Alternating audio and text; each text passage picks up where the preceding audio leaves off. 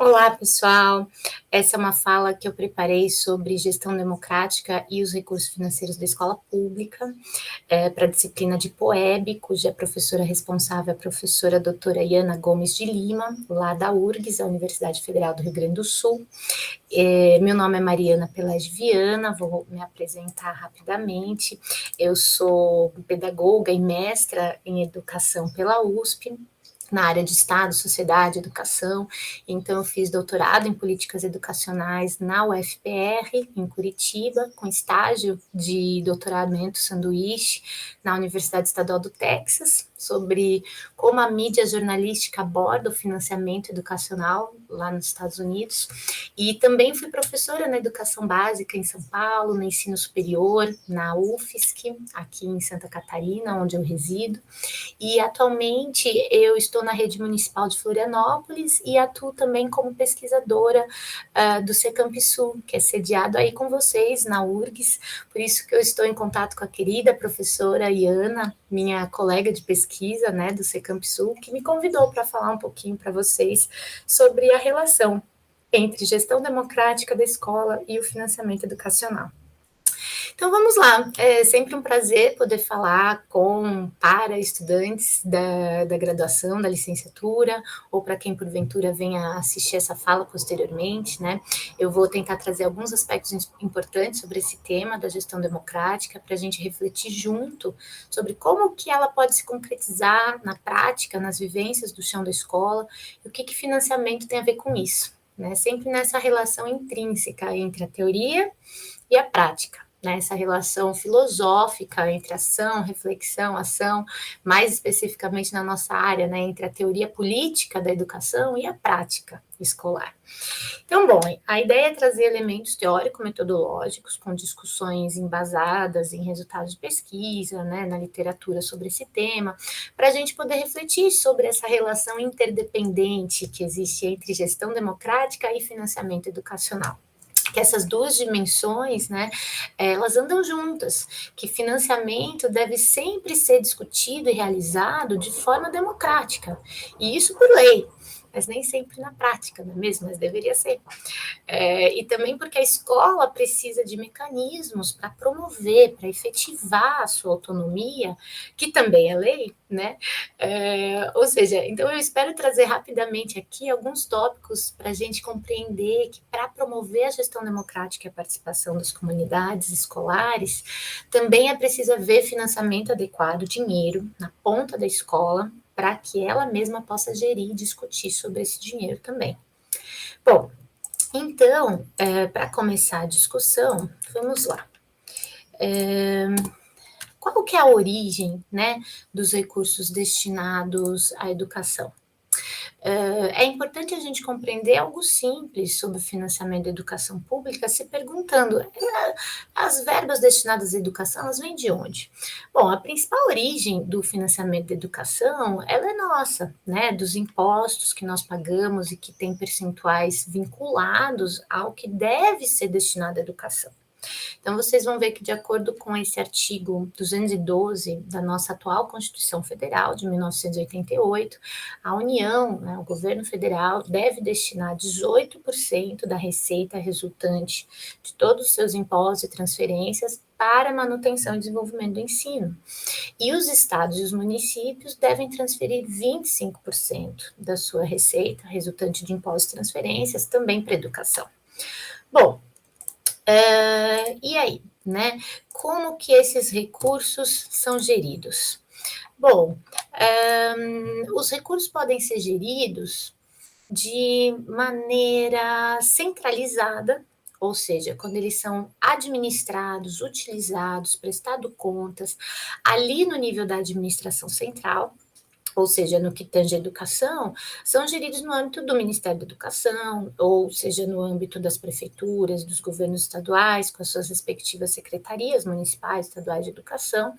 Mas, para além da gestão desses recursos financeiros, que nós chamamos de centralizados, tem recursos que são transferidos de maneira descentralizada. né? E é especialmente sobre eles que a gente vai conversar hoje, porque os recursos que são geridos de forma descentralizada, no que tange à educação, eles são administrados, utilizados, prestado contas, não no nível central, né? Mas no nível da escola. Ou seja, por isso que chamamos de recursos financeiros descentralizados, né? São geridos pelas próprias escolas e suas próprias comunidades, associações escolares.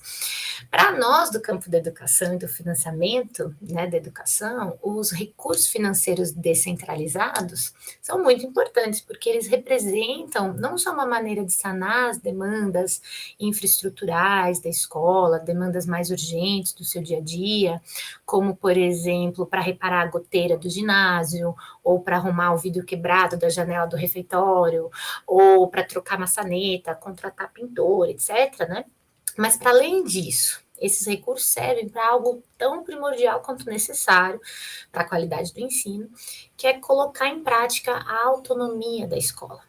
Então, agora a gente começa a falar de uma outra questão, né? A gente começa a falar de gestão democrática, para além do financiamento, e que caminha de mãos dadas com o conceito de autonomia escolar. Então, vejam só, a discussão sobre autonomia escolar, ela esteve fortemente presente no debate político das décadas de 80, 90, no contexto pós-ditadura militar, com pressões populares e de organizações civis que levaram à introdução do princípio da gestão democrática no artigo 206 da nossa Constituição. Mas somente com a Lei de Diretriz e Base da Educação Nacional, lá em 1996, é que a questão sobre a autonomia das escolas, né, é tratada em outras dimensões e com seus mecanismos participativos. E ela é entendida como a realização da perspectiva da gestão democrática do ensino público, né?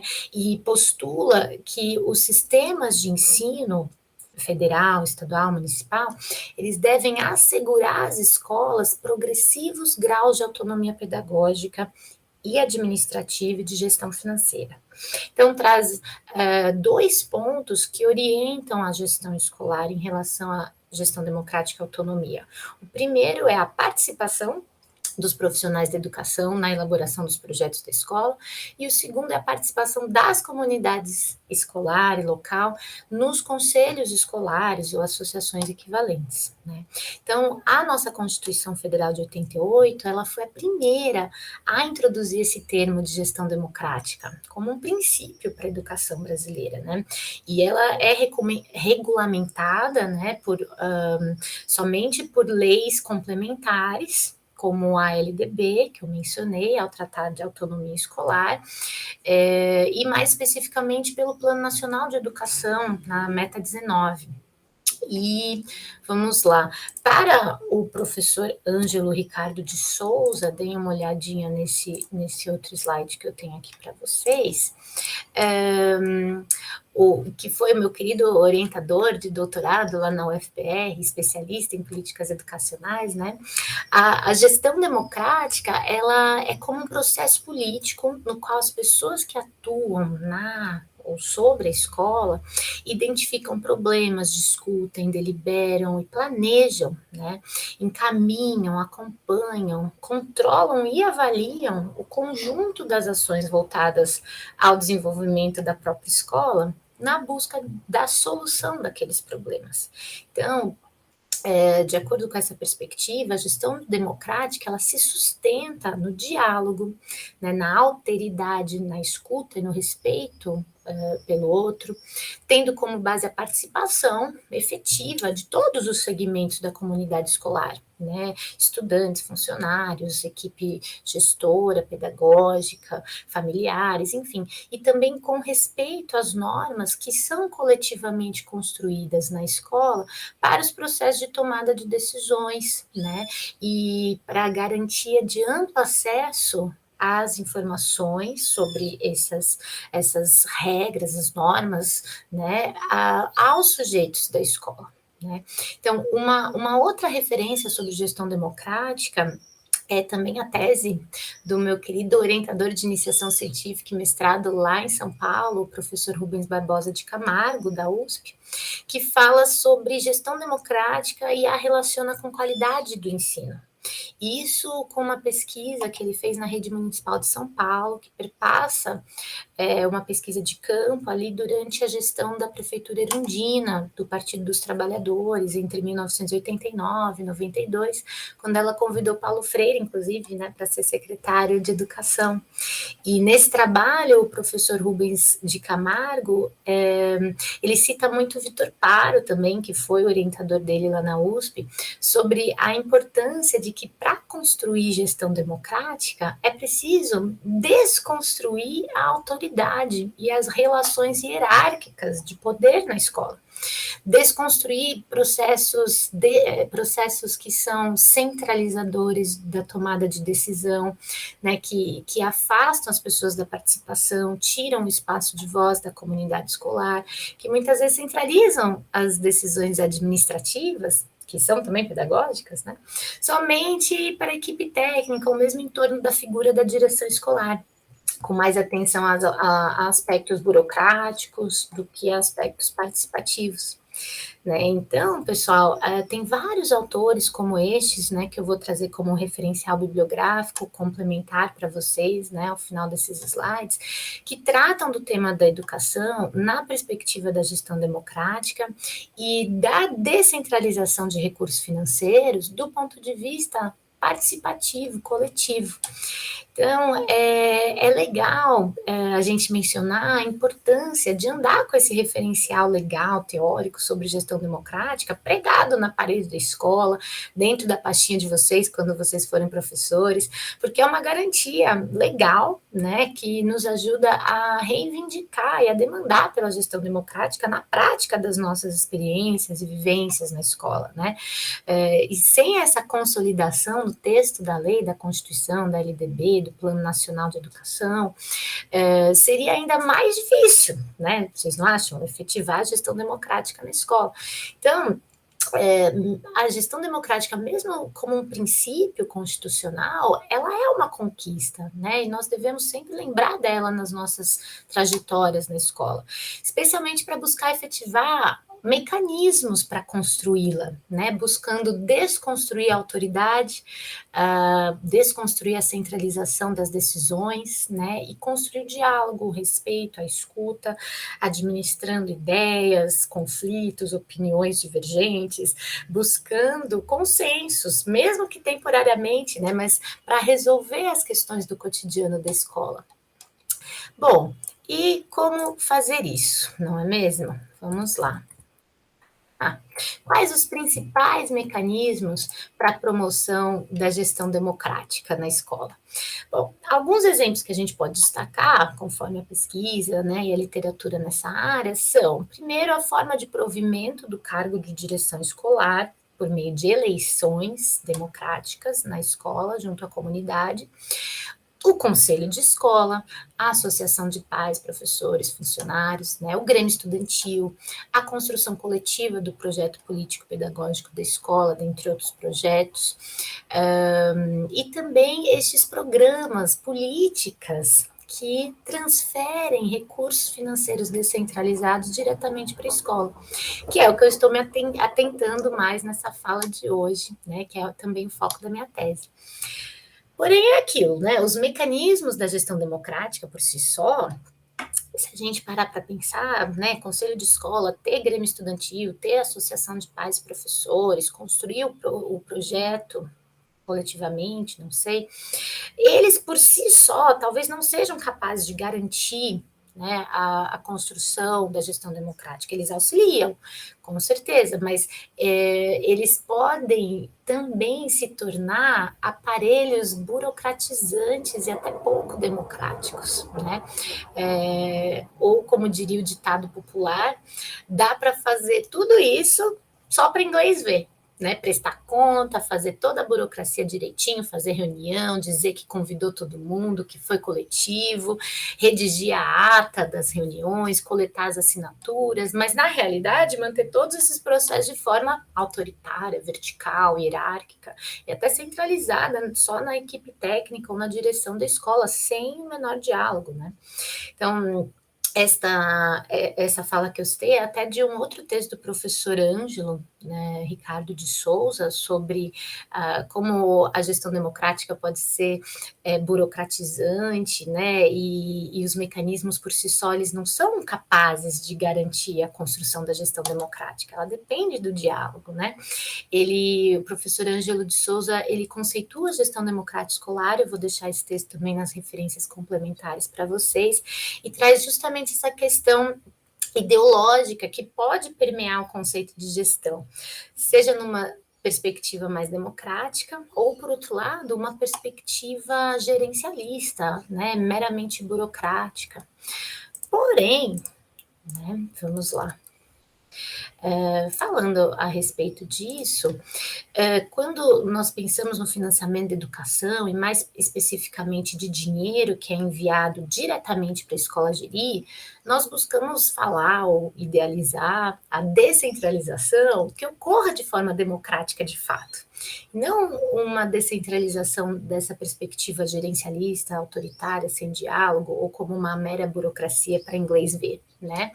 Então, dito isso, eu vou me ater aqui nesse exemplo, no último exemplo que eu havia citado, que é um mecanismo de promoção da gestão democrática, que é por meio da descentralização de recursos financeiros para a escola.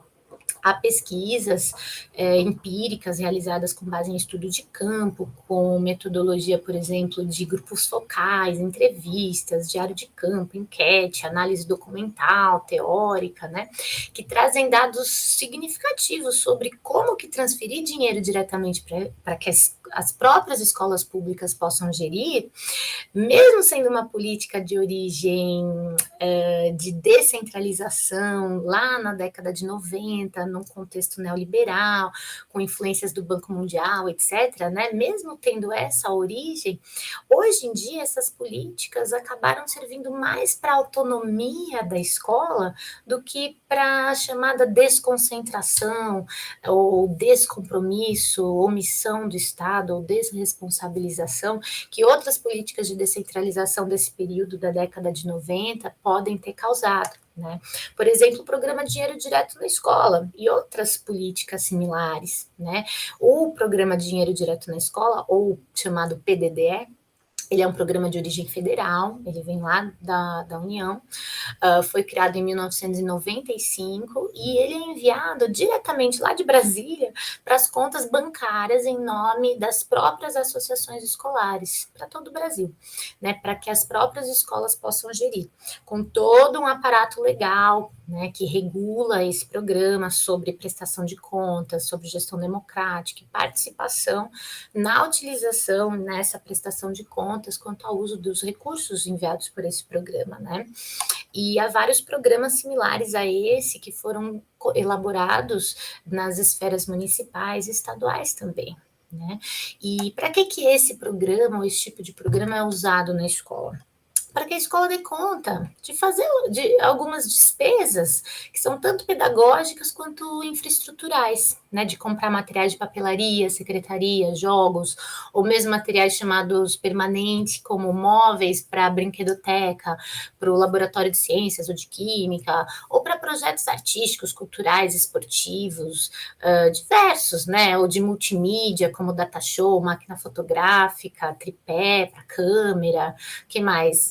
Projeto horta, de compostagem, enfim, os recursos do PDDE podem ser utilizados para tudo isso, para fins mais didáticos e pedagógicos da escola, e também podem ser usados para fins de manutenção, né, para reparar a goteira do ginásio, arrumar a janela, como eu havia comentado. Então, ele é um programa, portanto, importantíssimo, porque é a única ação do governo federal que envia um dinheirinho para a escola poder dar conta das despesas que lhes são mais específicas. Porém, vejam só, né? Alguns dados que eu trago aqui para vocês, até da minha pesquisa de doutorado. 48% da amostra da pesquisa, ou seja, quase metade das escolas participantes, né, da minha tese, afirmou que a escola não conta com recursos financeiros de outras fontes, né, só recebe este do PDDE mesmo. Essas escolas são, em sua maioria, escolas municipais, das regiões Norte e Nordeste, de educação infantil, educação escolar indígena, escolas rurais, com menos de 50 alunos, né, enquanto em outros municípios, dependendo da política municipal ou estadual, existem programas similares ao PDDE, mas com outro nome, parecidos, que enviam recursos para as escolas para esses fins pedagógicos, de manutenção, para a própria escola gerir, né, municípios como São Paulo, ou mesmo Porto Alegre, Curitiba, e as escolas municipais também recebem, e algumas estaduais, dependendo do governo estadual também, recebem uma verba municipal ou estadual para melhorar a sua qualidade, para ter mais autonomia financeira, né? Mas é aquilo também, o desenho desses programas são super legais, porque envolvem tudo isso, né? Envolve enviar dinheiro para a escola ter mais autonomia, envolve a ideia de promover participação da comunidade na decisão sobre o uso desses recursos. Só que aí que tá. Quem de vocês, como alunos ou professores da escola pública, já tinha ouvido falar desse programa? Já tinha participado de alguma reunião da associação escolar, do conselho de escola, que discutiu sobre o uso dessa verba na escola? Quem que já viu nos murais da escola a prestação de contas desses recursos na parede, pendurada, né? Já viu o convite, né? Convidando representantes do Grêmio Estudantil para participar, discutir isso com as crianças, com os estudantes? Então, esse é o primeiro problema identificado pelas pesquisas, né? É a falta de formação, de capacitação dos gestores escolares, dos sujeitos da escola, dos representantes das associações, do Grêmio Estudantil, sobre a existência desse dinheiro, né? A informação sobre ele, sobre o que pode usar, quando, por quê, para quê, como prestar contas dele, né? Uma formação para tornar o uso dos recursos não só mais participativo, mas também mais ágil, mais prático, também do ponto de vista burocrático, né? E outro problema identificado pela pesquisa é que o programa, os seus objetivos legais são lindos, mas o dinheiro é muito pouco. Sabe quanto que é? Vejam só, é em torno de R$ 23 por aluno por ano para uma escola urbana e R$ 46 por aluno ano para uma escola rural. Então, sim, né, nós sabemos que é uma verba suplementar, né, de assistência financeira para ajudar a escola a lidar com algumas demandas, que em tese já deveriam, né, estar sanadas pelas secretarias estaduais municipais de educação, e que então essa verba visa apenas mandar um dinheiro extra para a escola investir nos seus projetos, na sua especificidade, fomentar a sua autonomia. Mas o que as pesquisas têm detectado, inclusive a minha de doutorado, é que os investimentos centrais vindos das secretarias de educação são tão insuficientes para as demandas estruturais da escola que os recursos que chegam de forma descentralizada se tornam ainda mais insuficientes. Eles não dão conta das demandas infraestruturais, né? E muito menos das demandas pedagógicas para desenvolver projetos bacanas que dialoguem com a identidade da escola, etc., né? Mas veja, o recurso é enviado por aluno ano. Então vamos pensar. Sendo R$ 23 por aluno ano, uma escola urbana com 1.000 alunos, por exemplo, vai receber R$ 23.000. Pode ser pouco por aluno, 23 por aluno, mas é para a escola toda decidir o que fazer com esses R$ 23.000. Então, que projeto? Que manutenção? O que comprar com 23 mil? Vocês podem ir atrás para saber, porque é dinheiro de vocês, da escola toda, né? E tem que ser publicizado, discutido junto, de forma descentralizada, para ser destinado àquilo que a comunidade escolar decidir coletivamente. Teoricamente, teria que ser assim, poderia ser assim. E pesquisas mostram que é assim em muita escola, especialmente as que recebem mais recursos, não só esses federais do PDDE, mas outros do governo estadual ou do governo municipal. Então, vejam só, 94% dos participantes da enquete da minha pesquisa, né, que correspondeu a mais de 1.800 respondentes, né, e 94% seria 1.600 aproximadamente. Então, 94% indicaram que o PDDE é um mecanismo que pode sim agir como indutor da participação e da gestão democrática. Então, 94% nessa amostra é um percentual muito alto, né, que concorda que essa política de descentralização financeira pode sim promover, induzir uma maior participação e gestão democrática da escola. Contudo, 83% deles também apontaram que o PDDE não é suficiente para custear pequenas reformas e manutenção infraestrutural da escola, que, puxa, era um dos objetivos do programa, né? E 64% também disseram que o PDD ainda não é suficiente para viabilizar os projetos pedagógicos da escola. Ou seja, né, vamos pensar aqui nas considerações finais. Vejam só. Aqui. Certo. O que é interessante a gente refletir, né, a respeito desses dados e dessas informações?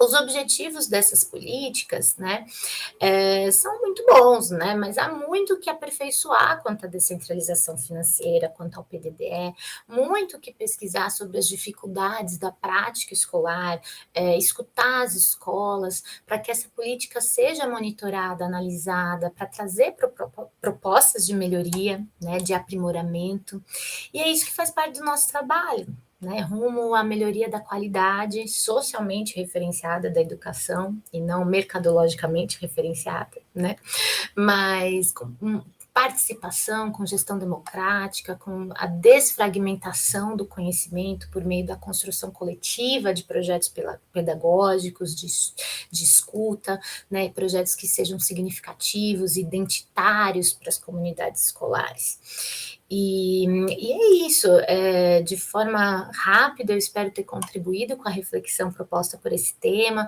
sobre como que os recursos financeiros descentralizados podem contribuir para a gestão democrática e para a autonomia escolar, para a gente compreender que a gestão financeira escolar, quando ela é feita de forma democrática, né, ela integra diversas dimensões, política, pedagógica, administrativa, que juntas constroem a autonomia e a identidade da escola. Por isso que ela é uma política necessária, precisa ser fomentada com recursos financeiros condizentes com os objetivos legais, né? Nós seguimos com otimismo na luta pelos direitos sociais, na luta pela educação. Desejo ótimos estudos e trabalho para todos vocês, que seja um ano de esperança, de renovações. Eu deixo as referências mencionadas aqui à parte, para quem quiser se aprofundar, assim como o meu contato também, tá aqui.